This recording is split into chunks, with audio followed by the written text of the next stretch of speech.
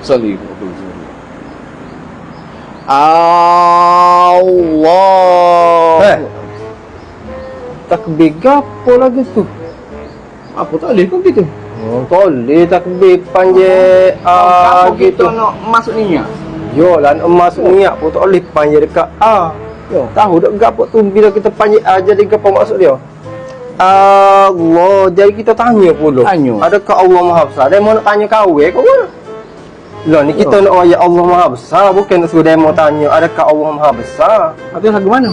Allahu Akbar cukup Jangan panjang kalau panjang Allah, jadi kita tanya pula adakah Allah Maha Besar.